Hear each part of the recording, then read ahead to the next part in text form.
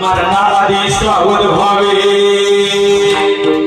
कीर्ती करुणी उडावे, जन्म घालवू नये वाया, मानवाची उत्तम काया. नामा म्हणे मनुष्य जन्म, सर्व जन्म हुनी उत्तम, जन्म घालवू नये वाया, मानवाची उत्तम काया.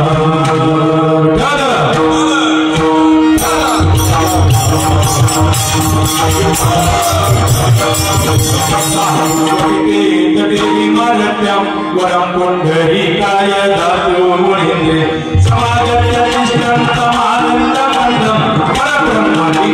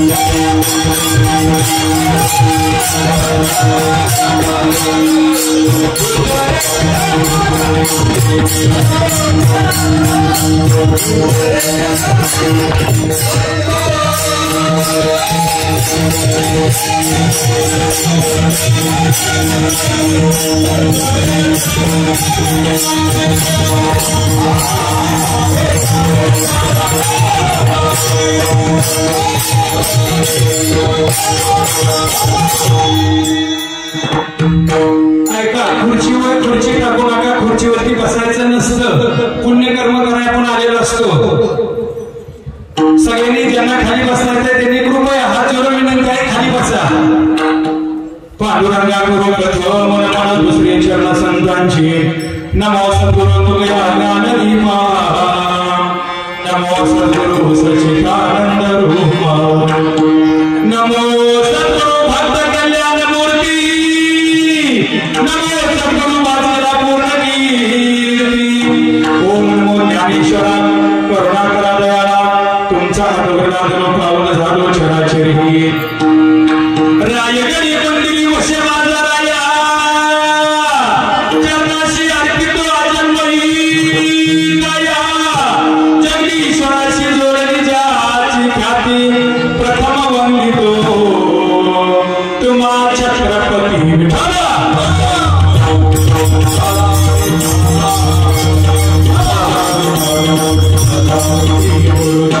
सरोज रज निज मन मुकुर सुधारी. बरनौ रघुबर विमल जसो. जोदायक पदचारी.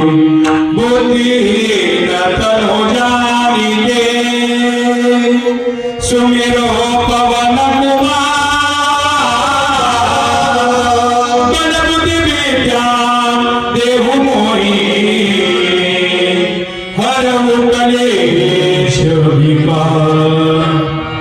चलो आओ जी पवन कुमार. चलो आओ जी पवन कुमार.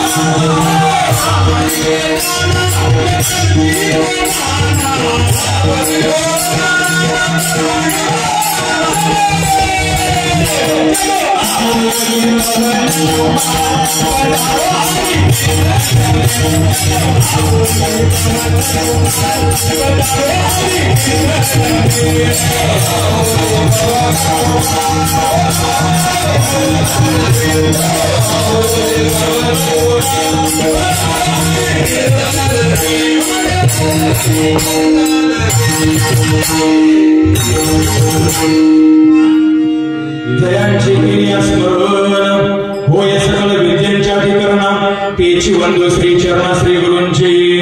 हे मरणाआधी सावध व्हावे. कीर्ती करुणी म्हणावे. जन्म घालवणे वाया. मानवाची उत्तम काया प्रस्तुत. प्राप्तप्रसंगी सेवेसाठी घेतलेला अभंग. महाराजांनी अतिशय उत्कृष्ट गायलेला अभंग. भगवान पांडुरंग परमात्म्याचे निर्वाण भक्त. ज्यानं भगवान परमात्म्याला दोन शब्दाने एका अक्षरामध्ये आपलं नैवेद्य खायला लावला. काय म्हणले होते नामदेव महाराज? देवा खा.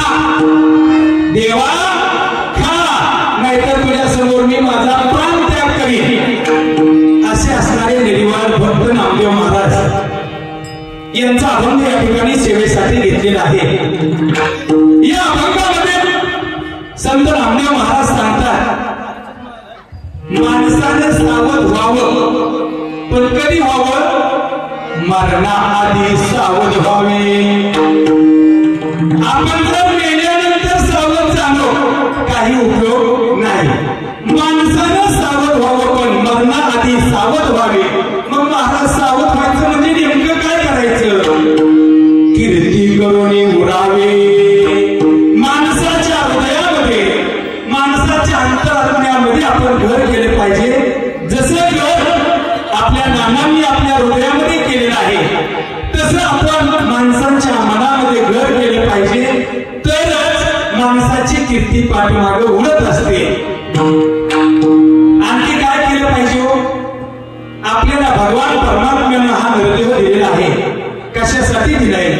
नामचिंतन करण्यासाठी, भगवान परमात्म्याचं नामस्मरण करण्यासाठी। पण आपण नामस्मरण करतो का? जर आपण नामस्मरण नाही केलं तर नामदेव महाराज म्हणतात तुमचा जन्म वायाला जाईल।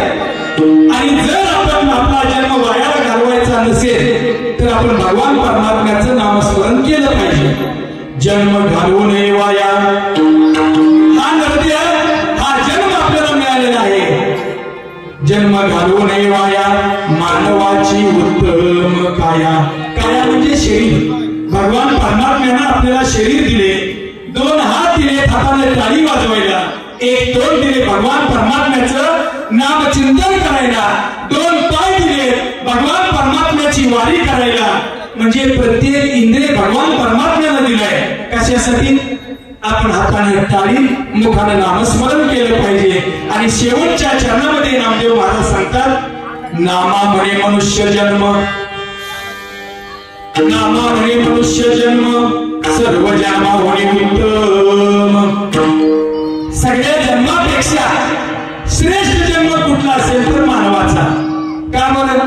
तर या धर्म परिवर्तन मंडपामध्ये गायी येऊन बसतात का? नाही।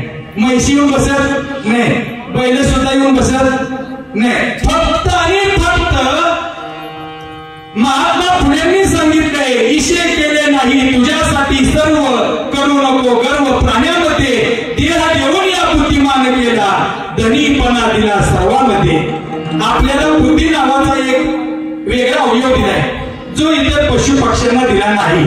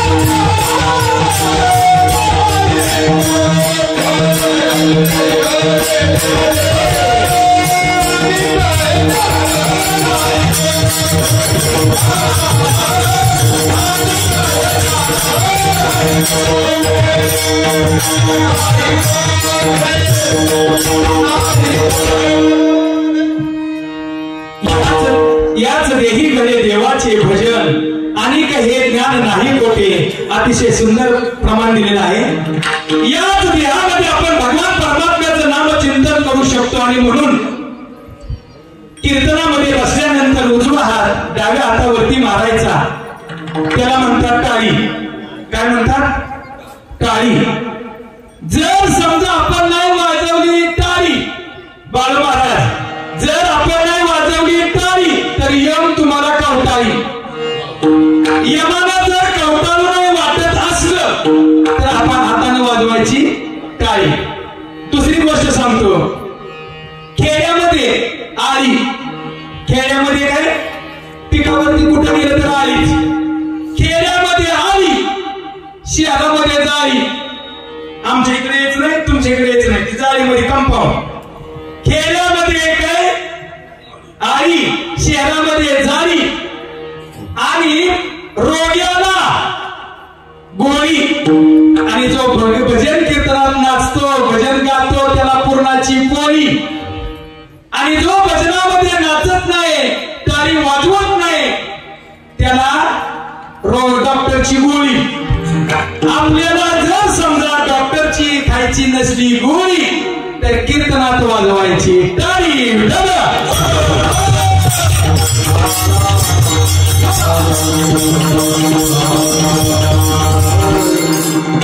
ज्यांचं आज आपण पुण्य स्मरण साजरं करतोय,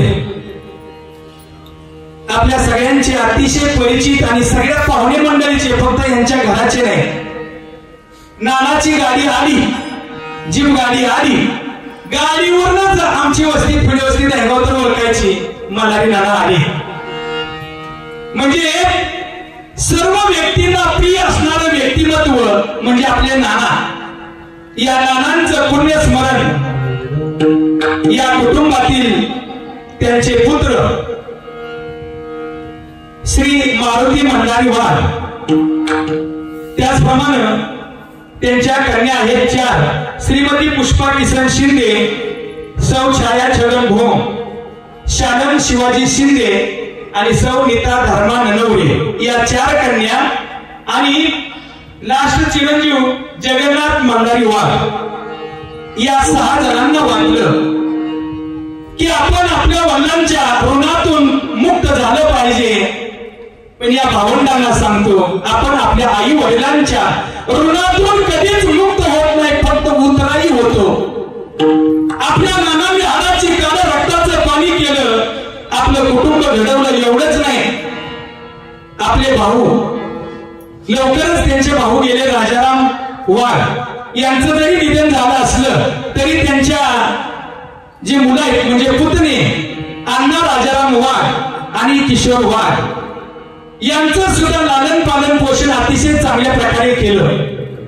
एवढंच नाही, जे रक्त फक्त आपल्या कुटुंबाचा विचार करतं त्याचं माणूस फक्त 9 वर्ष श्राद्ध 1 वर्षापुरतं घेत असतं.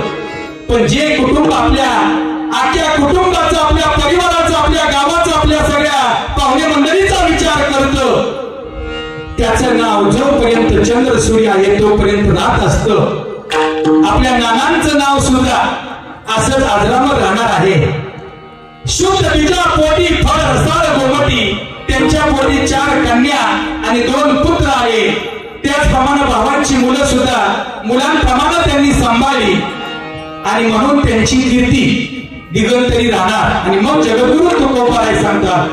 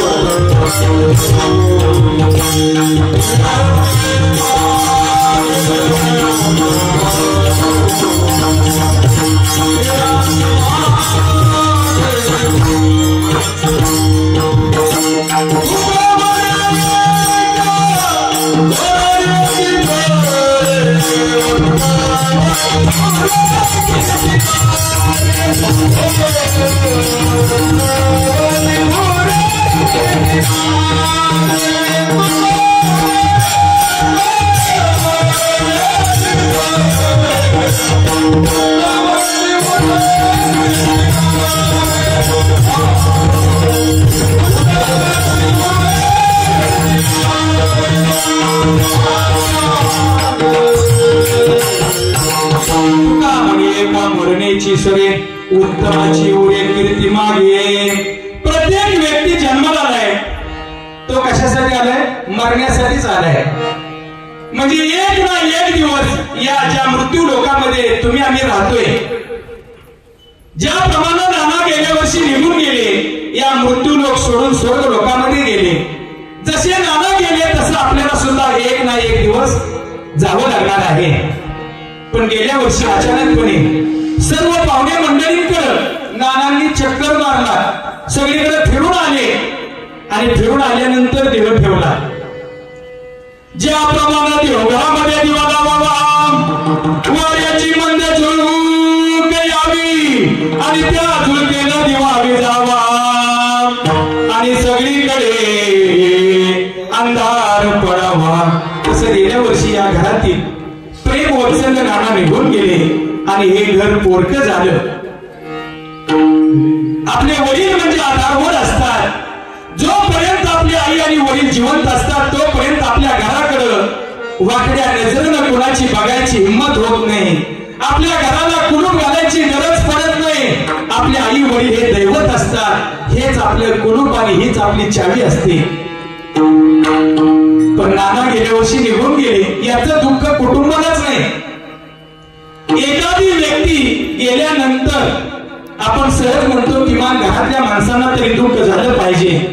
अहो घरातल्याच माणसांना नाही, अंथुरी गावाला नाही, इंदापूर तालुक्याला नाही, ज्या ज्या ठिकाणी सगळे त्यांचे पाहुणे मंडळी, ज्या ज्या ठिकाणी त्यांची ओळख आहे, बातमी समजल्या बरोबर प्रत्येकाच्या डोळ्यातून आसू यावं असं व्यक्तिमत्व म्हणजे आपले नाना होते. आणि नानांचा प्रवास गेल्या वर्षी 13वा जसा आपला झाला तशा 13वा झाल्यानंतर प्रवासाला सुरुवात झाली. तुम्ही म्हणाल नाना निघून गेले, वर्ष श्राद्ध कशासाठी करायचं, महाराज मंडळी बोलवा, गायक बोलवा, वादक बोलवा, एवढा अभ्यास कशासाठी करायचा. बालू महाराज वर्ष श्राद्ध का घालायचं त्याचं पण कारण आहे. पांडवांचे वडील राजा पंडुशूर मरण पावले. मरण पावल्यानंतर त्यांचा 13वा झाल्यानंतर प्रवास सुरू झाला आणि बरोबर वर्षांनी स्वर्गाच्या दारामध्ये जाऊन उभा राहिले. उभा राहिल्यानंतर स्वर्गातून पाऊल आत टाकणार तोपर्यंत त्यांचं पुण्य संपलं. स्वर्गाच्या द्वाराजवळ आल्याबरोबर पुण्य संपलं.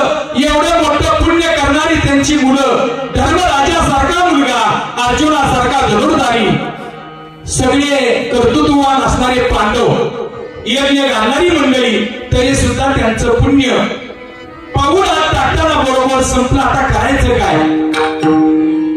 त्यांनी त्या स्वर्गाला प्रदक्षिणा घालायला सुरुवात केली. एवढ्यामध्ये त्या ठिकाणी महर्षी नारद नारायण नारायण असं म्हणत महर्षी नारद भेटले आणि नारदांना भेट झाल्याबरोबर सांगितलं, महर्षी नारद एक काम करा, मी स्वर्गाच्या द्वाराजवळ आलोय. कारण का पुण्य केल्यानंतर आपल्याला स्वर्गाची द्वार खुली असतात आणि पाप आपल्याकडून पाप घडल्यानंतर आपल्याला नरकाची प्राप्ती होत असते. एका सुभाषितकारानं सांगितले, पापात्मक पाप नरकात जायते, पुण्यात्मक पुण्य स्वर्गात जायते. आपल्याकडून पाप झालं आपल्याला स्वर्गाची प्राप्ती होते आणि आपल्याकडून पुण्य झालं की स्वर्गाची प्राप्ती होते. विठ्ठल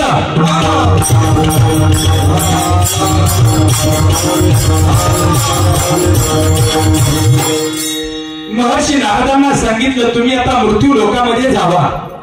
कारण महर्षी नारदांचा प्रवास स्वर्गातून मृत्यूलोक, स्वर्गातून मृत्यूलोक एवढा प्रवास करणारे एकमेव व्यक्तिमत्व म्हणजे महर्षी नारद. महर्षी नारदांना सांगितलं, तुम्ही मृत्यू लोकामध्ये जा आणि माझ्या 5 पांडवांना सांगा, माझं थोडस पुण्य मला कमी पडते, मला स्वर्गामध्ये जागा भेटत नाही. मग काय केलं पाहिजे त्यांना सांग, जाऊन भगवान परमात्म्याचं नाम चिंतन करावं, अन्नदान करावं, वस्त्रदान करावं आणि मग आपली स्वर्गाची द्वार यज्ञ केल्यानंतर, भगवान परमात्म्याचं नाम चिंतन केल्यानंतर त्या ठिकाणी स्वर्गाची द्वार खुली होणार आहे. आज सुद्धा आपले नाना स्वर्गाच्या दाराजवळ उभे आहेत. बरोबर 12 वाजून 5 मिनिटानं नानांना स्वर्गामध्ये भगवान परमात्म्यांच्या चरणाजवळ जर जागा भेटावी असे आपलं अंतःकरणापूर्वक आपल्याला जर वाटत असेल तर आपण भगवान परमात्म्याचं नामचिंतन करायचं. विठ्ठल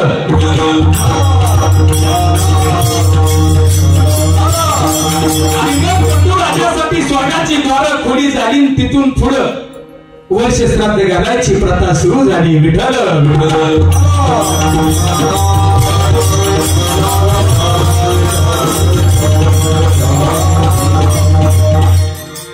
या कार्यक्रमासाठी तुम्ही आम्ही खेळीमेळी गदारोळी आनंद नोहे हा एकट्याचा खेळ म्हणून तर हा मेळ झाला. जर नाही झाला मेळ तर मागे मारत होतो खेळ. या ठिकाणी अतिशय सुंदर असे गायक सिंह को सिंहासन निर्माण करने की जरूरत नहीं पड़ती, जहां सिंह जाता है वहां सिंहासन तैयार हो जाता है. तसे तिन्ही असणारे चारी गायक त्यांना सिंहासन करायची गरज नाही, त्यांना प्रसिद्धी द्यायची गरज नाही. हरिभक्तीपरायण महावीर महाराज फुले, त्याचप्रमाणे हरिभक्तीपरायण बाळू महाराज जाधव, हरिभक्तीपरायण संजय महाराज दळवी आणि खाडे सर, बोराटवाडीचे सर, तुमच्या चरणावरती सर्वप्रथम मी नतमस्तक होतो. आणि सगळ्यात महत्वाचं हार्मोनियम वादक ज्यांच्या नावामध्येच महादेव आहे, म्हणजे हनुमंताचा अवतार म्हणजे महादेव, त्यामुळे तर मी भेद नाही, कारण ते माझा अवतार मी त्यांचा अवतार आहे. माझ्या महाराज तुमच्याही चरणावरती मी नतमस्तक होतो. आणि हे बालगोपाळ आहेत ना, ज्ञान मंदिर वारकरी शिक्षण संस्था दहेगाव, संस्था आपल्याला भरपूर दिसतील, पण टाळ वाजवावा, गायन करावं, नाचावं तालात ठेक्यात तर फक्त ज्ञान मंदिर वारकरी शिक्षण संस्था दहेगाव यांनी जोरदार टाळ्या लेकरांसाठी. आणि पट वाजवण्याचं काय सांगायचं नको. एखादा माणूस जर शेवटचा, माझ्यासारखा माणूस शेवटचा श्वास घेत असेल तर म्हणल ऋषिकेश महाराजाचा मृदुंग ऐकल्यानंतर थोडं नाचू द्या आणि मग या मला सांगेल मला घेऊन जा. ऋषी महाराज सोन्याचा पकवाज, सोन्याचा पकवाज. आणि तुम्हाला माहित ना आमचं नावच आहे ऋषी महाराजांना आम्ही सोन्या म्हणतो. सोन्याचा पकवाज, त्याला चांदीचा गट्ट्या. आणि आपल्या मल्हारी नानांच्या प्रथम पुण्य स्मरणानिमित्त अतिशय सुंदर मृदंग वाजवतो त्या म्हणजे महाराजांचा पट्ट्या. जोरात टाळ्या होईल जोरात. आता साऊंड सिस्टीम बोलायचंच नाही, टाचणी जरी पडली तरी सुद्धा आवाज येईल. आता मी एवढा खुश आहे तुमच्यावरती. मी खुश आहे म्हणजे आज नारदाच्या गादीवरती जी व्यक्ती उभा असते तो भगवान परमात्मा असतो. त्यामुळे तुम्हाला आशीर्वाद कसा भेटतोय बघा. यंदा तिने वार्षिक पैठण केलं गेल्या वर्षी, यंदा तिने वार्षिक पैठण केलं गेल्या वर्षी. पैठणला नाताची आवड, मला जायला पंढरपूरची आवड. पंढरपूरला जाताना लागतो वाकडीचा वडा, वाकडीच्या वड्यात माऊलीचा घोडा, माऊलीच्या घोड्याला मोत्याचा तुरा. आम्ही सगळे जमलो गोपाळपुरात, गोपाळपुरात थांबलो आणि पुन्हा आळंदीत जाऊन केला सगळ्यांनी मेळ. आळंदीत जाऊन सगळ्यांनी केला खेळ का दिंडे म्हणून. तिथं गेल्यानंतर लक्षामध्ये आलं आपल्या पाठीमागे आहे शंभू महादेवाची शोभा. आणि भोसले साऊंड सिस्टीम वाले दादा तुमच्या पाठीमागे प्रत्यक्ष पांडुरंग परमात्मा उभा, प्रत्यक्ष पांडुरंग परमात्मा उभा. आता हे झालं सगळं खरं, पण खाली बसलेली माणसं मागे महाराज माझ्याकडे रागानं बसले बघायला लागली ती. म्हणते ती बाबा तुला जी मदत करते ती त्यांचं नाव घेतोया. आणि आम्ही चित्र बसलो नसतो तर कीर्तन कोणाला सांगितलं असतं. पण एक गोष्ट लक्षात ठेवा, हे माझ्यासाठी देव आहे, हे माझ्यासाठी देव आहे. पण पुढे बसलेल्या माता पिता बंधू भगिनी आपण सगळे माझ्यासाठी महादेव आहात.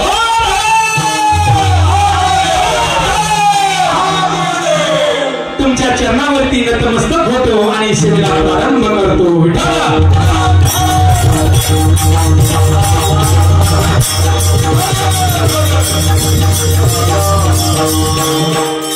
फक्त एकच काम करायचं, आपल्याला 20 ओव्हरचा सामना खेळायचा आहे. आता 50 ओव्हरचा सामना कोण बघत नाही. फक्त तुम्ही ज्यावेळी भगवान परमात्म्याचं नाम चिंतन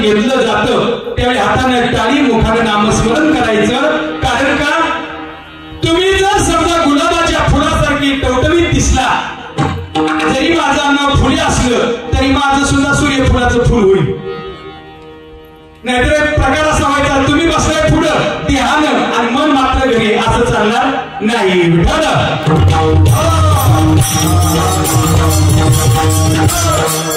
आपल्या सुद्धा लेकरांनी या लेकरांसारखं कीर्तनामध्ये नाचलं पाहिजे, भगवान परमात्म्याचं नाम चिंतन केलं पाहिजे. पण आताच्या आयांचं सांगायला नको. आताच्या आया मोबाईल हातामध्ये देतात आणि सांगतात माझं पोरग लई भारी नाचतंय. आणि कुणाला सांगतात महाराजांना. मी म्हणलं कशावर नाचते? काकड्यावर. तसं नाव काढलं. कसला असतो काकडा? जे काकडा कसला असतो म्हणलं की महाराज होतोय वाकडा. मग हरिपाठ नामची त्याची गाठ भेट नाही. मग कशावर नाचतो? कल्लोळाचं पाणी असं म्हणलं डीजे किलो पोरग नाचायला लागतं. आणि आई म्हणते माझं पोरग लई भारी नाचतंय. नाचल ग नाचल. एक दिवशी हाणून हाणून तुला मारल. उठल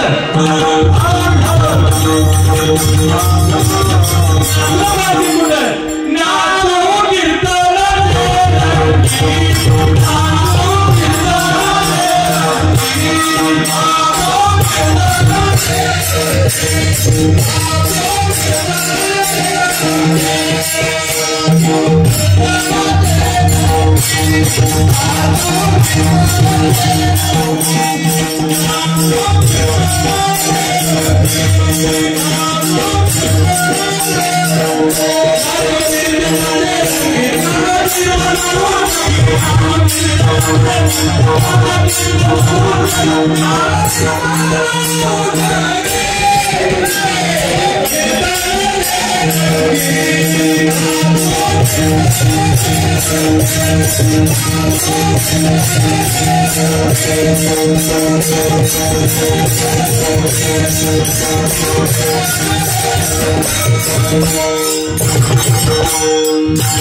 आम्ही राहतो या लोकांचं नाव आहे मृत्यू लोक.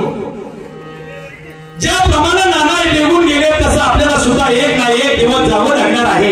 कारण का आपला देह हा आपण उष्णा घेतलेला आहे. देह हा पाचाचा घेतलेला उष्णा. आपल्याला उष्णा शेवटी ज्याची त्याला देणे लागेल. उष्ण घेतलेलं परत द्यावं लागतं. तरी सुद्धा आपल्या लक्षात येत नाही. मग एका गीतकाराने सांगितलं जिंदगी की रायेगा बरे एक ना एक दिन बदलना पड़ेगा.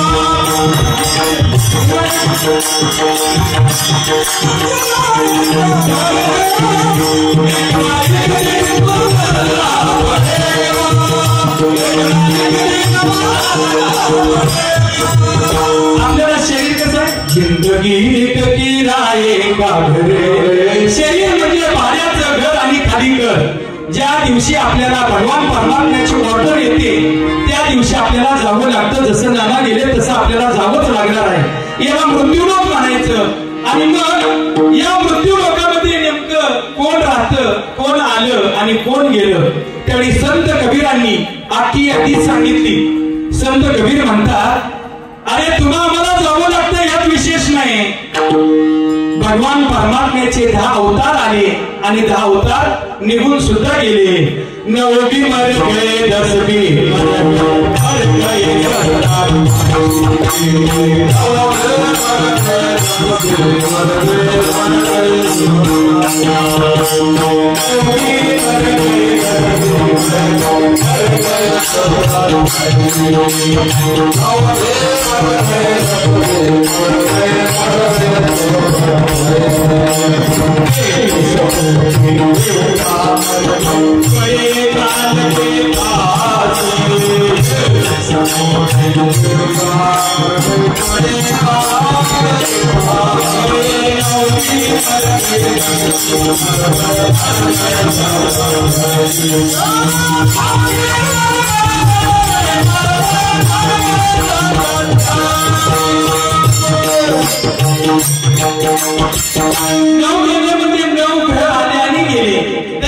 भगवान परमात्म्याचे 10 अवतार आले आणि निघून गेले. एवढंच नाही तर कबीर महाराज म्हणतात पीर मरे पैगंबर मरे मर गए जिंदा जोगी. जपी तपी सन्यासी मर गए हाकीम रोगी. मर गए हाकीम रोगी. म्हणजे एवढंच नाही, जो डॉक्टर सगळ्या पेशंटला नीट करतो त्याला सुद्धा एक ना एक दिवस जावं लागतं. डॉक्टर लहानेंचं उदाहरण आपल्याला चांगलं माहित आहे. हृदयरोग तज्ञ असणारे डॉक्टर ज्यांनी हजारो हृदयाची ऑपरेशन केली ते सुद्धा अटॅकने गेले. म्हणजे पेशंटला मरावं लागतंय यात विशेष नाही, पेशंट नीट करणारा सुद्धा एक दिवस जावं लागते. दृष्टांत नीट ऐका म्हणजे लक्षात येईल. ज्यावेळी रामायणामध्ये राम आणि रावणाचं युद्ध सुरू झालं, म्हणजे मारावं सगळ्यांनाच लागतंय हे सांगायचे मला. ज्यावेळी राम आणि रावणाचं युद्ध सुरू झालं, राम आणि रावणाचं युद्ध सुरू झाल्यानंतर लक्ष्मणाला शक्ती लागली. लक्ष्मणाला शक्ती लागल्यानंतर मूर्छित अवस्थेमध्ये लक्ष्मण पडला. आता करायचं काय? जर ही वार्ता प्रभू रामचंद्रांना कळाली तर प्रभू रामचंद्र रावणाशी युद्ध करणार नाहीत आणि रावणाशी युद्ध केल्या नजर नाही केलं तर रावण मारल्या जाणार नाही. आणि रावण जर मारला गेला नाही तर मग तुम्हा आम्हाला कीर्तन करायला मिळणार नाही, नामस्मरण घ्यायला मिळणार नाही. मग लक्ष्मणाला शक्ती लागल्यानंतर करायचं काय? देवाला माहिती नाही झालं पाहिजे. पण देव कसा आहे हो? आपण या ठिकाणी पाप कर्म करू द्या, पुण्य कर्म करू द्या, सगळं भगवान परमात्म्याला कळतं. कारण देव कसा आहे? चतुरा दोषी रोमानी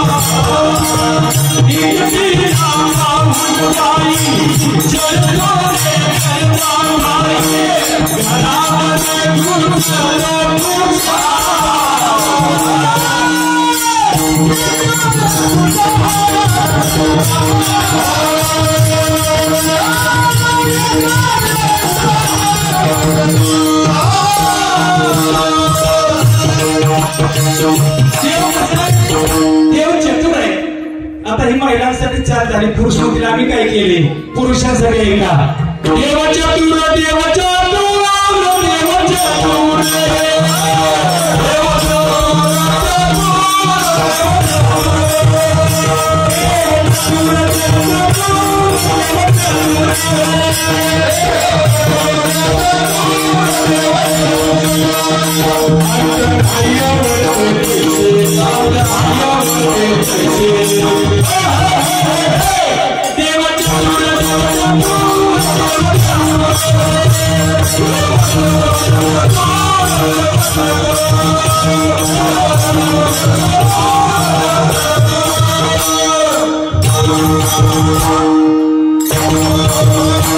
जी वयस्कर माणसं ती माना डोळवायला लागली. गाणं कुठलं आहे? डोल मोराच्या मानेचा. पहिली गाणी कशी होत्या? कविता पण भारी होत्या. शाळेमध्ये गेलं तर शिक्षक शिकवायचे घरा तो एकची जगाचे बांध कोरावे. ऐकणारे म्हणतात कुठला ना महाराज, त्यावेळेस नाही सांगत. आता रान सगळं पडीत राहतं आणि बांधासाठी माणसं वारली असते. हो, पहिली प्रार्थना असायची साने गुरुजींची. खरं तो एकची धर्म जगाला प्रेम हरपावे, जगाला प्रेम हरपावे अशा कविता असायच्या. आणि आयांनो, तुम्ही सुद्धा ज्या वयस्कर आहेत ना, आपलं लेकरू काठीला घ्यायच्या आणि त्या गाणं म्हणायच्या. लिंबोणीच्या झाडामागे चंद्र आज माझ्या पारसाला झोपता येत नाही.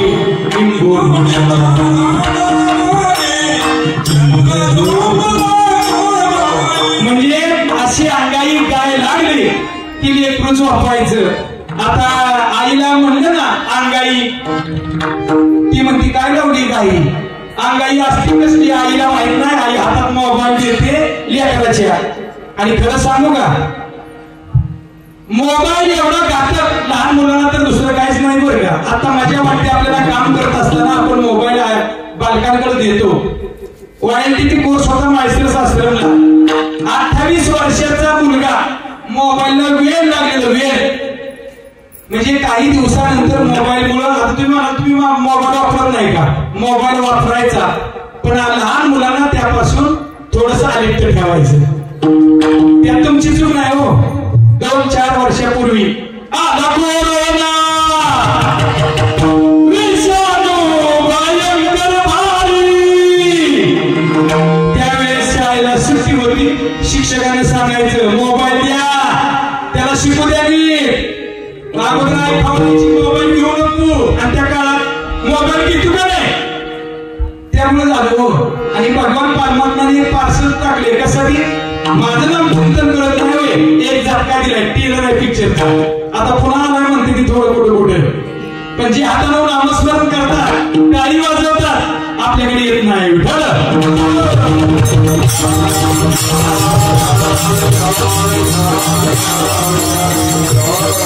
मी सांगत होतो देव चतुर आहे. हे म्हणले रामचंद्रांना, प्रभू रामचंद्रांना अजिबात सांगायचं नाही लक्ष्मणाला शक्ती लागली. पण देवाला सगळंच माहित होतं. लक्ष्मणाला शक्ती लागली कळल्याबरोबर भगवान परमात्मा गडा गडा गडा गडा लोळायला लागले. आणि लोळायला लागल्यानंतर सगळी प्रजा त्या ठिकाणी जमा झाली. सगळे सैन्य जमा झालं. आता करणार काय, काय करायचं नेमकं. त्यावेळी त्यांनी सांगितलं लक्ष्मणाला जर मूर्छेतून उठवायचं असेल तर रावणाचा वैद्य सुषेण वैद्य त्याला आणावं लागेल. आता रावणाचा वैद्य त्यांचं युद्ध सुरू आहे. आता आणायचं कसं त्याला. त्यावेळी सांगितलं आणायचं कसं काय बघा. तोपर्यंत उड्डाण झालं आणि सांगितलं जय श्रीराम. हनुमंतराय त्या ठिकाणी प्रगट झाले. आणि हनुमंतराय म्हणते काय वैद्याला आणायचंय का, मी आहे ना. म्हणजे देवाचा दास असा असावा, देवावरती कधीच उदास नसावा. हनुमंतराय म्हणले तुम्ही टेन्शन घेऊ नका. या पुरुष मंडळीचा जागा भरपूर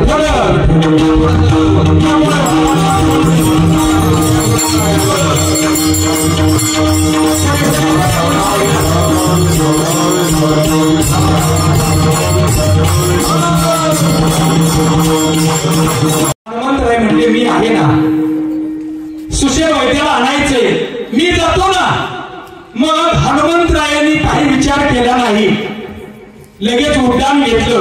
जय श्रीराम जय श्रीराम म्हटल्याबरोबर सुषेण वैद्याच्या बरोबर दारा पुढे जाऊन हनुमंतराय उभा राहिले. सुषेण वैद्याला हाक मारले. ओ वैद्याजी. वैद्यांनी बघितलं दारातनं कोण आले.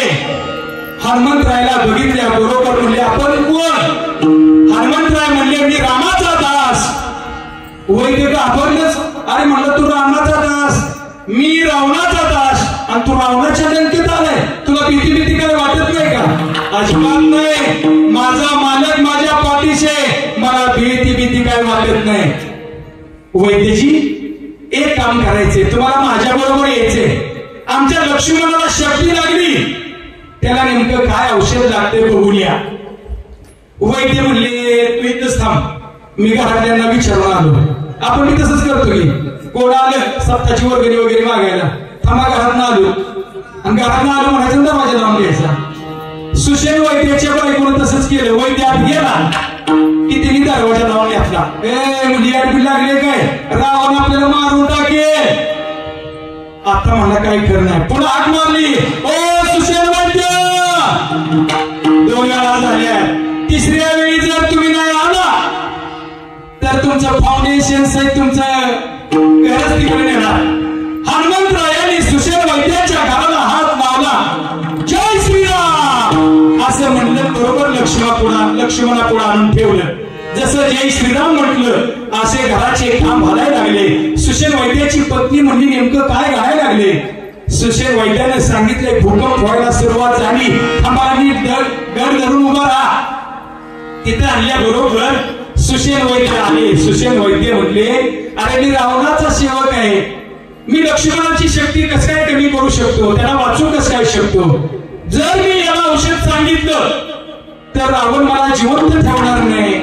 हनुमंतराय म्हणले तुला माहित आहे काय, तू हिंद माघारी गेला तर रावण तुला जिवंत ठेवणार नाही. तू जर नाही सांगितलं तर मी तुला आता इथे जिवंत ठेवणार. आता आजचं उद्यापर्यंत टाकण्यासाठी माणूस म्हणतो जाऊ दे मरू द्या, 4 घास खाऊन घ्यावं. तो म्हणला मी सांगतो, पण 3000 किलोमीटर वरती द्रोणागिरी पर्वत आहे. द्रोणागिरी पर्वतावरती संजीवनी नावाची वनस्पती आहे आणि दिवस उगवण्यापूर्वी घेऊन यायचे. आणणार कोण? हनुमंतराय म्हणतात मी आहे ना. आणि मग हनुमंतरायनी वनस्पती कुठली आणायची काही विचार केला नाही, उड्डाण केलं. जय श्रीराम. डायरेक्ट द्रोणागिरी पर्वत गाठला आणि द्रोणागिरी पर्वतावरती गेल्यानंतर लक्षात आलं वनस्पतीने यायची कुठली. जसं सुशील वैद्याच्या घराखाली हात घातला तसा द्रोणागिरी पर्वताच्या खाली हात घातला आणि जय श्रीराम म्हणून उड्डाण केलं. आणि बरोबर लक्ष्मणा पुढे आणून उभा केलं. आणल्या बरोबर सुशेल वैद्याचा ना विलास झाला. सुशेल वैद्यानं ते औषध दिलं आणि सुशेल वैद्यानं औषध दिल्यानंतर लक्ष्मण मूर्छित अवस्थेतून जागृत झाले. मला काय सांगायचे, मरण ज्याचं जवळ आलंय तो जगू शकत नाही, वैद्य असू दे नाही तर डॉक्टर. ज्या सुशेल वैद्यानं लक्ष्मणाचा प्राण वाचवला त्याची मरायची काय कारण नव्हती, कारण मरण कशापासून वाचते हे त्याला माहित होतं. आणि मग राम रावणाचं युद्ध झालं, रावणाचा पराभव झाला आणि बिभीषणानंच ही आयडिया दिली होती प्रभू रामचंद्रांना. बिभीषणानं सांगितलं होतं रावणाचा वध याला नीट करू शकतो. आणि मग रावणाचा पराभव झाल्यानंतर ती सगळ्या लंकेचं राज्य बिभीषणाला दिलं. बिभीषणाला राज्य दिल्यानंतर 6 महिन्यानंतर बिभीषण पुन्हा देवाकडे आले. देवाने विचारलं बिभीषणा लंकापती कस काय तुमची प्रगती. त्यांनी सांगितलं अतिशय उत्कृष्ट आहे, पण एक वाईट घटना घडली. त्यावेळी देवाने विचारलं काय घडली. काय नाही हो, लक्ष्मण भैयाचा प्राण ज्या सुशेल वैद्यानं वाचवला तो गतप्राण झाला. हे शब्द ऐकल्या बरोबर देवाच्या डोळ्यातून सुद्धा धारा होऊ लागल्या. म्हणजे आपण जागृत झालं पाहिजे, पण कधी हे जर मरणाच्या अगोदर सुशेल वैद्य जागृत झाले असते तर फायदा झाला असता. म्हणून माणसानं सावध व्हावं, पण कधी अभंगाचं पहिलं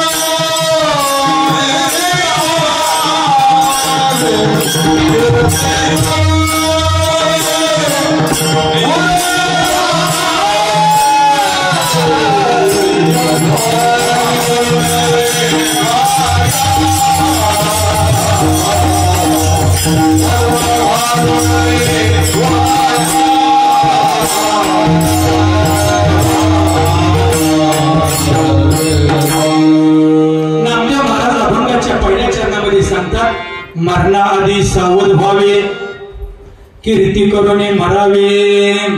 तुम्ही म्हणाल आम्ही सावध झालोय. आपण कधी सावध होतो? कधी सावध होतो? आता सावधान. आता हे म्हणले की लक्षात आलं सावध. पण नामदेव महाराजांना जे सांगायचंय, आपण आतापर्यंत आपल्याकडून काही पण चुका होऊ द्या, आता इथून पुढे जर भगवान परमात्म्याचं आपण नामचिंतन केलं, आपला सगळा सातबारा कोरा होणार. म्हणून आपण भगवान परमात्म्याचं नामचिंतन केलं पाहिजे. आणि नाम घेत असताना समर्थ रामदास स्वामी एका अभंगामध्ये आपण आपलं 100 वर्ष आयुष्य कसं जातं, म्हणून माणसानं सावध कसं झालं पाहिजे. कारण का अल्पायुष्य मानव देव शतगणी अर्धरात्र खाय मध्ये बालत्व पिडा रोग क्षय वाढवचनाशी उरले ती पाहिला. आपल्याला भगवान परमात्म्यानं 100 वर्ष आयुष्य दिले, तरी पण आपण सावध होत नाही. कारण का 10, 20, 30, 40 वर्षापर्यंत आपण भगवान परमात्म्याचं नाम चिंतन करत नाही. आणि मग समर्थ रामदास स्वामी या एका अभंगामध्ये सांगतात, सावध सावधान वाचे वदे नारायण. सावध कशासाठी व्हायचे? सावध सावधान वाचे वदे नारायण. नारायण म्हणजे कोण? समर्थ रामदास स्वामी सांगतात. समर्थ रामदास स्वामी सांगतात माणसानं सावध झालं पाहिजे का? 10 वर्ष बालपण 20 वर्ष तारुण्य अंगी भरला मदन मग तो कैसा सावधान. सावध सावधान वाचे व देवा नारायण. 10 वर्ष बालपण 20 वर्ष तारुण्य एवढंच नाही, पुन्हा 10 वर्ष टाकल्यानंतर किती होतं? 30 वर्ष झाली का? 30 वर्ष होती. 30 वर्ष होती पुत्रदारा माग फिरती प्रपंच लागे पाठी मग तो कैसा परमार्थी. सावध सावधान वाचे वदे नारायण. म्हणजे 30 वर्ष झाल्यानंतर आपल्या पाठीमागे संसार लागतो, मग परमार्थ कधी करायचा? 40 वर्ष झाली 40 आली डोळ्यास भुरळ पडली मग दूर कैशी जवळी. 40 वर्ष झाल्यानंतर आपल्याला डोळ्याने दिसत नाही. आणि सहज एखाद्याने विचारलं ना, काल मल्हारी भाऊंचं पुण्यस्मरण होतं, तुम्ही दिसला नाही. ती व्यक्ती सहज म्हणते याचं कसलं? डोळ्याची फसाड झाली. 40 वर्ष झाल्यानंतर डोळ्याने नीट दिसत नाही आणि कानाने नीट ऐकायला येत नाही. आणि मग नाथ महाराज सांगतात, हे जरी नाही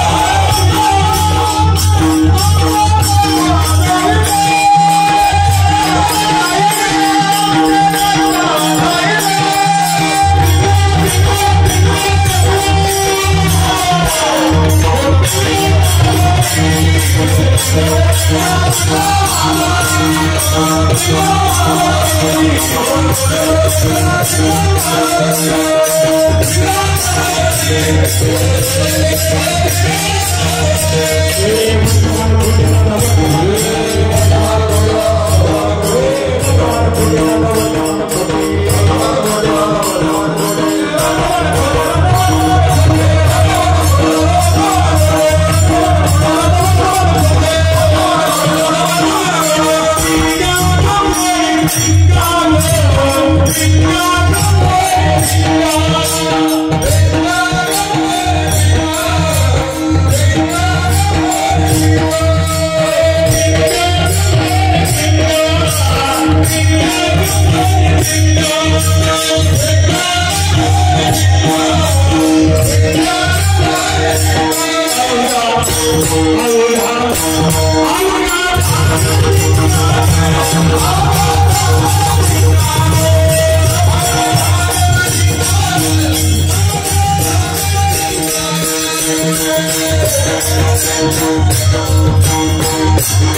जोपर्यंत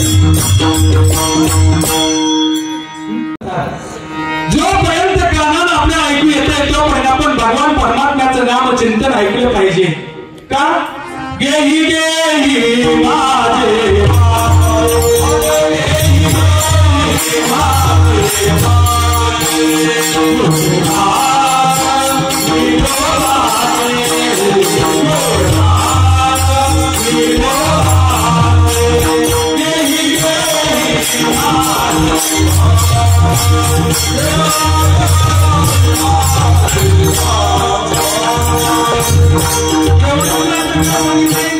तुम्ही ऐकाले कान माझ्या विठोबाचे गुण. भगवान परमात्म्याचं गुण आपण ऐकलं पाहिजे. पुन्हा 40 मध्ये 10 टाकली, 50 वर्ष झाली. 50 वर्ष होती हाती दातांच्या पंक्ती हलून जातात आणि मग दातांच्या पंक्ती हलायला लागल्यानंतर मग 50 वर्ष झाली. गुलमुडून नाही चावायला लागलं की मग येतात म्हणतात महाराज माळ घालता का? मग पण म्हणतो कशासाठी म्हणजे मग गेले शतकात आणि मार्ग शतक राहिले कशासाठी जीव पाठवायचा एवढं नव्हती माळ घालायची हो. पण किती जरी गोड मानलं तरी सुद्धा काही चालवत नाही. म्हणून 50 वर्ष होती हाती दातांच्या पंगती, श्याम केश शुभ्र होती त्यास म्हातारा म्हणती. आपली काळी केस पांढरी झाली की त्याला काय म्हणतात? आणि पुन्हा साथीची बुद्धी दाटी मग हात आली काठी, वसवस लागे पाठी त्यास हसती कारटी. कारण काय म्हणतात? आला बागल बुवा. म्हातारे माणसाची आपला करते देव पोर, पण पोरांच्या लक्षात येत नाही. आपण एक दिवस पोरांनो आपण पण एक दिवस म्हातार होणार आहे. पुन्हा म्हणावं लागेल म्हातारपणी मैं भी जवान था. आणि मग साथीची बुद्धी झाल्यानंतर सासवा आणि सासरे गोवा निटाई. साथीची बुद्धी झाल्यानंतर आपलं सुनानं आपल्याला दिल तेवढं खायचं. दिल तेवढं म्हणजे सुनबाई तुम्ही बी भरपूर द्यायचं. काय होत माहितीये का? आपल्या सासूबाईंकडे जर शेजारी बसायला आली तर शेजारी कधी म्हणत नाही तुमचं कसं आहे काय, फक्त कुरापती काढती. होय मग सुनाचं कसं काय? सुनाचं कसं काय म्हटलं की सासून म्हणायचं कशाची सून आणि कशाचं काय झालं? काय गे नाही, काय सुद्धा नाही, काय काम करत नाही, नुसती पलगाव बसती टीव्ही बघत. आणि मग स्वयंपाक कोण करतो? सासू म्हणते झालंय आमचा बैल करतो हा. आणि मग तुला पाणी सगळं तोच करतो. मग ही काय करती? काय नाही, फक्त टीव्ही बघती. आता येणारी शेजारी ए साईड संपली की बी साईड सुरू करते. बरं म्हणजे लेकाचं जाऊ द्या, आता लिखीचं कसं काय? माझा जावाय नुसतं सोनं म्हणलं का ग? माझ्या पुरीला पलगावला खाली सुद्धा उतरून देत नाही. मग स्वयंपाक कोण करतो? जावायचा. मग तुझ्या लेकाने केला मग काय फरक पडतोय?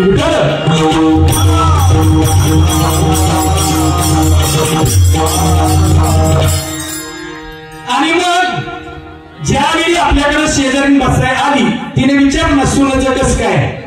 घरात कसं पण असू द्या. एक मराठीमध्ये म्हण आहे झाकली मूठ सवा लाखाची. तिला सांगायचे माझ्या सुनाचं नाद करायचं नाही. इंदापूर तालुक्यामध्ये माझ्या सुनासारखी सून नाही. हे शब्द सुनाच्या कानावरती गेल्यानंतर एकदाच सुनबाईची आदत होती. 3 वेळा द्यायला लागली. पुन्हा कौतुक करायला शिकावं. पण आपण कौतुक करत नाही, दुसऱ्याचं कौतुक केलं आपल्याला बघवत नाही. म्हणून माणसानं साथीची बुद्धी नाती मग हाताली काठी. एवढं झाल्यानंतर काय? 70ची झाली रचना बसल्याने उठल्याने चालवेना मग झाला दैन्यवाना. 70 वर्ष झाल्यानंतर बसलेली जागा उठवत नाही, उठलेलं चालवत नाही. 20 मिळवले 80 जीव झाला काशवीशी. पाण्याविन मछली जायची म्हणजे पाण्यातून मासा बाहेर काढावा तशी अवस्था आपली होती. आणि मग बेडवरती बसल्यानंतर म्हणतो हे सगळं मी कमावलंय, हे सगळं मी कमावलंय. अरे पण तू आता काय शेवटचा श्वास घ्यायला आला?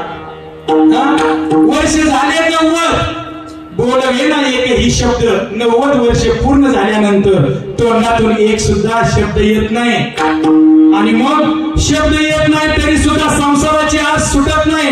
एक म्हातारा असंच बेडवरती पडून राहिलं.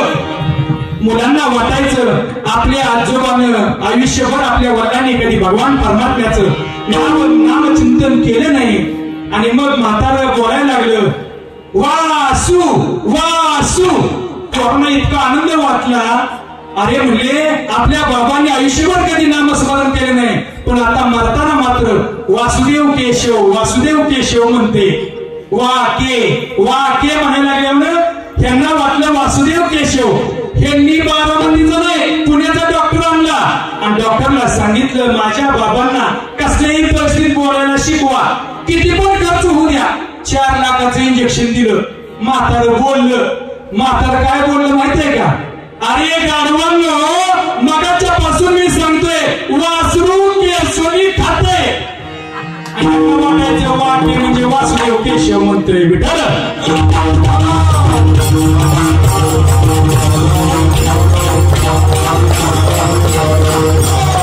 आणि आपली सगळ्यांची जिरवाजिरवी आपल्या आपल्या घरातच असते. आता कशी असते बघा, नवरा बायको दोघं प्रवासाला निघाल्यानंतर नवऱ्याची खोड बायकोला बायकोची खोड नवऱ्याला माहित असते. निघाल्याबरोबर बैल पोळा होता. आता आमच्या कसा बैल पोळा आलाय बघा. बैल पोळा दिसला आणि ती पत्नी म्हणते होय व आज काय बैल रंगावले ती आहे. आता ही काय पाकिस्तान मधून आली हिला माहित होतं पण बैल कुणाला म्हणायचं होतं का बघायला. मग तो म्हणला बैल पोळा. डोळ्या बैलांचं बरं आहे म्हणली. बैलांना सण तरी आहे आम्हाला सण बिन हाय की म्हणले. थोड्या वेळाने म्हशी आल्या. मग म्हशी आडव्याने म्हणली म्हशीला काय कुठला सण. अगं म्हशीला तर 1 नंबरचा सण. नवीन वर्ष निघतं संक्रांतीचा सण म्हशीचाच असतो म्हणला. आता ही पेरपिली चालली हो.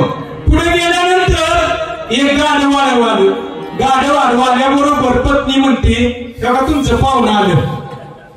आता ही बी 12 गावचं पाणी पेरलं होतं महाराज होतं ती म्हटला लासुदी करू दे. गाढवाला जवळ येऊन दिलं आणि जवळ आल्याबरोबर गाढवाला काय म्हणते राम राम सासरे बुवा राम राम.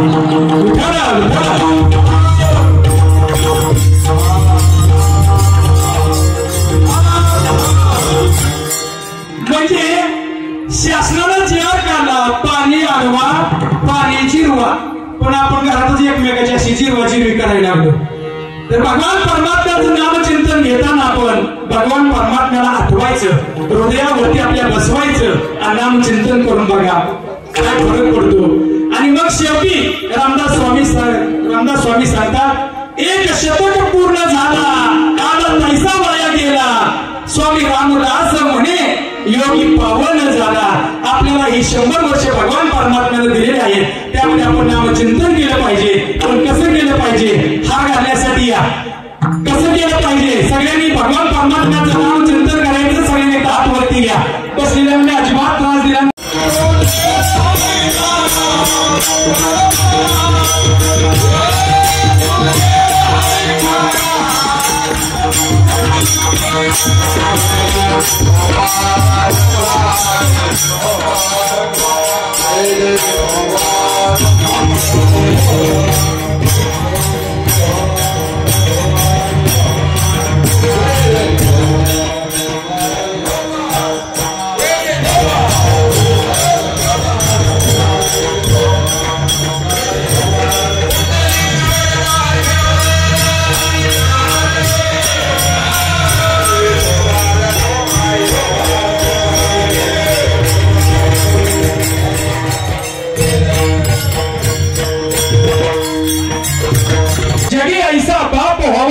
वंश मुक्ती सजावा.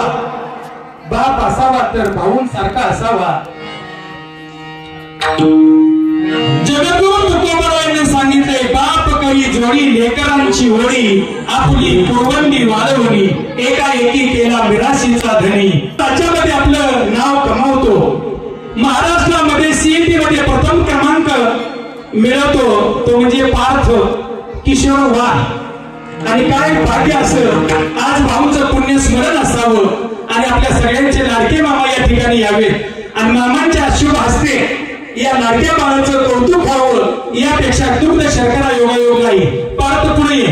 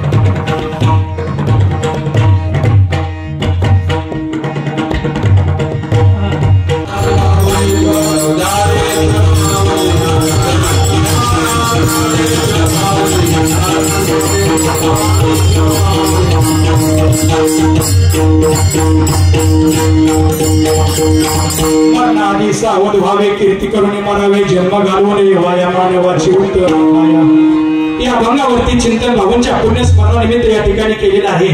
बोलण्याच्या ओघामध्ये जर समजा एखादा शब्द चुकून चुकीचा गेला असेल तर उदार अंतकरणाने मला माफ कराल अशा प्रकारची मी अपेक्षा व्यक्त करतो. एखाद्या माता माऊलीला एक मुलगा असला तर दुसरा मुलगा समजून मला माफ करा. एखादीला दोन असलं तर तिसरा समजून माफ करा आणि एखादीला मुलगाच नसला तर मला दत्तक घ्या पण मला माफ करा. कारण तुम्ही जरी दत्तक घेतलं कारण माझ्या पाठीमागे दत्ता मामा आहे जरी मला तुम्ही दत्तक घेतलं तरी सुद्धा तुम्हाला येणार नाही टेन्शन मला आहे पेन्शन. तर या ठिकाणी सेवेला पूर्ण विराम देतो आणि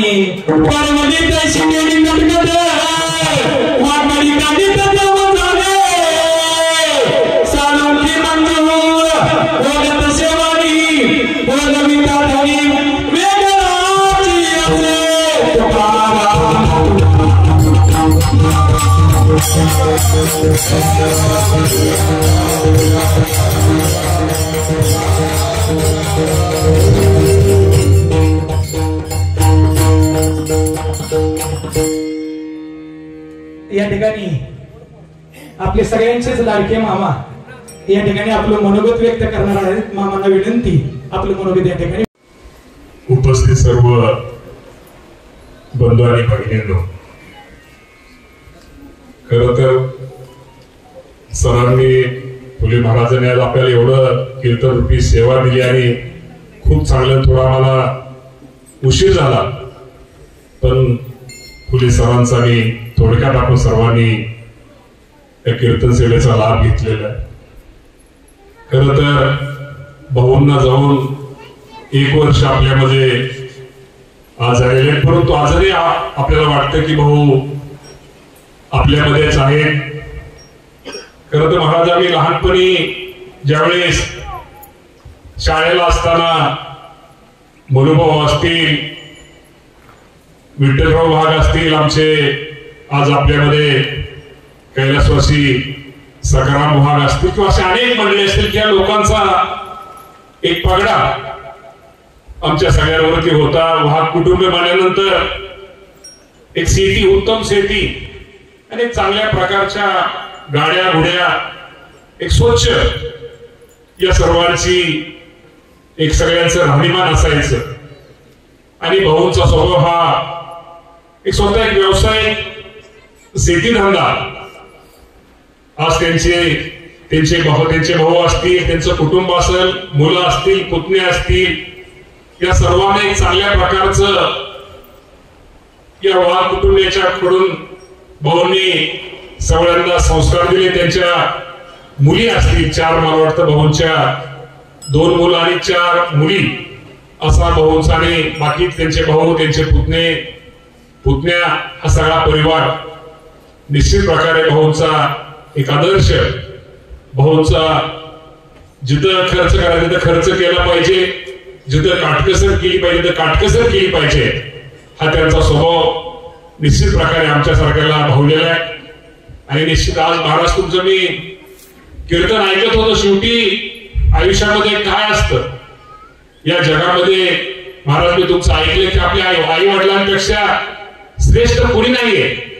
आपले आई वडीलच खरं तर आपले श्रेष्ठ आहेत. आणि शेवटी आपली काळजी कोणाला असते या जगात? आपलं सुखाचा प्रसंग असू द्या, दुःखाच्या प्रसंगामध्ये एक मायेचा हात पाठिंबा कोण देतं? नेहमी लक्षात ठेवा, आपले आई वडीलच आपले गुरु असतात. आपले आई वडीलच आपली एक प्रकारची सावली म्हणलं तरी असतात. आणि मी तर नेहमी म्हणतो की खरं तर महाराज अजून लोकांच्या लक्ष देत नाही. लोक देवीच्या दर्शनासाठी हजार 2,000 किलोमीटर जातात. पण आपल्याकडे लक्षात आलंय का की आपल्या घरातच इतका 1000 किलोमीटर जाण्यापेक्षा आपल्या घरातच देव आहे आणि आपल्या घरातच दिवी आहे. अरे या लोकांचा जर आपण सन्मान केला, त्यांना चांगल्या प्रकारची त्यांची ठेवणूक केली तर आपल्याला लांब देवा दिवीला जायची गरज नाही आहे. आणि खरंच त्यांना आपल्या आई वडिलांना आपली काळजी आहे. आपण कधी कधी विसरतो. आणि नेहमी लक्षात ठेवा, महाराज मी तुमचं सर बारकाईने ऐकत होतो, आपली काळजी आपल्या आई वडिलांनी कोणाला नसतं तुम्ही सांगितलं. तुम्ही बघा, आपले आई वडील आपल्यावर रुसतील, रागवतील, त्यात काय त्यांचा स्वार्थ आहे? त्यात त्यांचा कुठला स्वार्थ नसतो. ते रुसलेलं नाटक असतं. त्यांना त्यात एकच वाटतं, आमच्या वाट्याला जे दुःख आलं, आम्हाला जे अडचणी आल्या, आम्ही जे मान अपमान सहन केले ते आमच्या मुलाच्या मुलीच्या वाट्याला येऊ नये. त्यामुळं आपले आई वडील खोट रुसतात, रागवतात. नेहमी जिवंतपणे तुम्हाला तुमच्या आई वडिलांचा जेवढा सन्मान करता येईल, जिवंतपणे तुम्हाला तुमच्या आई वडिलांची जेवढी काळजी घेता येईल तेवढं घेण्याचा प्रयत्न आपण सर्वांनी केला पाहिजे रे बाबांनो. त्यामुळे ह्या जीवन, ह्या आनंदी आयुष्यामध्ये नेहमी लक्षात ठेवा, नेहमी आई वडिलांचा, मोठ्या भावा बहिणींचा सन्मान करा. हे आयुष्य खूप सुंदर आहे. शेवटी आयुष्यामध्ये आनंद द्यायचा असतो आणि आनंद घ्यायचा असतो. आनंद हा गोलगोल आहे. जेवढा आपण पुढच्या माणसाला आनंद देऊ तोच उलटा आनंद 10 पट आपल्याला आपल्या कुटुंबाला मिळाल्याशिवाय राहत नाही. त्यामुळं आनंद द्या आणि आनंद घ्या. आणि आयुष्यामध्ये एक लक्षात ठेवा, आपल्या आयुष्यामध्ये जर आपल्याला यशस्वी व्हायचं असलं, आपल्या आयुष्यामध्ये आपल्याला जर पुढे जायचं असलं तड जोड, महाराज आयुष्यामध्ये जी माणसं तडजोड करतात किंवा पुढच्या माणसं चुकलेल्या माणसाला जर आपण माफ केलं, हा तुला मी माफ केलं, हे जर आपण हे जर स्वभाव ठेवला, आयुष्यामध्ये संध्याकाळची झोप पण चांगली येते रे बाबा. त्यामुळे नेहमी लक्षात ठेवा, आयुष्यामध्ये पुढच्या माणसाला माफ करा. चुकला जरी असला त्याला माफ करा. भावाचं नातं, बहिणीचं नातं, संबंध, एकत्र कुटुंबे जरी नसलं तरी भावाचं, पुतण्याचं, बहिणीचं, चुलत बहिणीचं, शेजारी वस्तीचं जर आपण प्रेम ठेवलं तर ते समाधान किती महत्वाचं असतं हे बाबांनो तुम्ही जाणून घ्या. आज भाऊंचं वर्षश्राद्ध आहे, त्या निमित्तानं मी तुम्हाला एवढं सांगतो. आणि आयुष्यामध्ये दुसऱ्याच लक्षात ठेवा, महाराज तुमच्या साक्षीने सांगतो, आपल्याकडून कुणाला चांगलं होत असत नाही झालं तरी हरकत नाही, परंतु आपल्यामुळं कुणाच तरी वाईट होईल, आपल्यामुळं आपल्या बोलण्यानं वागण्यानं कुणाच तरी संध्याकाळची झोपमोड होईल, असं आयुष्यामध्ये कधी करू नका. हे सुद्धा आज भाऊच्या वर्षश्राद्धाच्या निमित्तानं आपण एक संकल्प करा. त्यामुळे आज महाराज बरं झालं, आज तुमचं दर्शन झालं आणि आज तुमचं खरंच आई वडिलांविषयी ऐकल्यानंतर मी खरं सांगतो की जोपर्यंत जिवंत आई वडील आहे ना, तो वेगळ्या प्रकारचा आधार असतो आपल्याला. ज्या वेळेस या जगातून आपल्याला आई वडील निघून जातील ना, त्यावेळेस आपल्याला आपल्या आई वडिलांचं महत्व कळतंय बाबांनो. आज महाराजांनी आपल्याला खूप काही गोष्टी सांगितल्या, त्या आचरणामध्ये आणण्याचा प्रयत्न करा. आज भाऊंना जाऊन वर्ष झाले. निश्चित प्रकारे त्यांचं कुटुंब असेल, तुम्ही दोघं भाऊ असतील, पुतण्या असतील, तुमच्या बहिणी असतील, नातेसंबंध तुम्ही व्यवस्थित सगळ्यांशी ठेवा. कोण वस्ती बाकीच्या आसपास गावात कोण चुकला असेल तसा थोडं माफ करायला सुद्धा शिका. हे आजच्या कार्यक्रमाच्या तुम्हाला सांगतो. आणि मी भाऊंना आपल्या सर्वांच्या वतीनं त्यांना मी भावपूर्ण श्रद्धांजली अर्पण करतो आणि थांबतो. धन्यवाद.